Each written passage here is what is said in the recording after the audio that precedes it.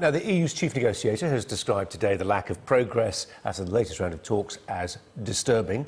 David Davis and Michel Barnier have just given an update on the state of the Brexit negotiations. Well, our Europe correspondent Mark Stone is in Brussels.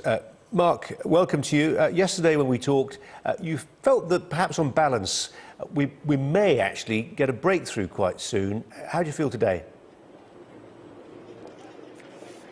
Not looking too good, I have to say. Just to take one of Mr Barnier's phrases, we have reached a state of deadlock, he said. This is very disturbing. All along, throughout the past 5 weeks of these negotiations, we've wondered here and wondered with you how much of this is political theatre, how much of it is entirely to be expected, given that this is such a high-stakes negotiation. I think they have genuinely reached a proper deadlock now, and it stems down to one singular thing, and that is money. It was always going to be that was always going to be the case.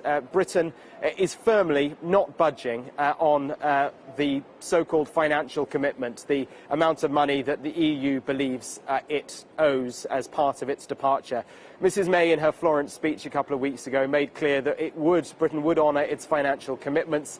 That, though, that phrase is not enough for the EU side. Germany and France are reported to now want a figure. They want to know precisely how much money Britain is willing to part with as part of its divorce. Now, from the British side, the response is, well, we're simply not going to do that until we can have some sort of discussion on the future relationship. These talks are split into different phases. The first phase is the divorce relationship. That's what they're talking about now. We were supposed to have sufficient progress by next week. That is absolutely not going to happen now. And only when sufficient progress comes will they talk about the future relationship. Now, Britain won't budge on that one divorce issue of money until it can talk about the future relationship. The EU says, we're not going to talk about the future relationship until you give us a figure on money. And therein lies the catch-22, a very, very difficult situation for both sides. You can see quite clearly from the British side, representing taxpayers, so David Davis has said, why he's not going to write a blank cheque.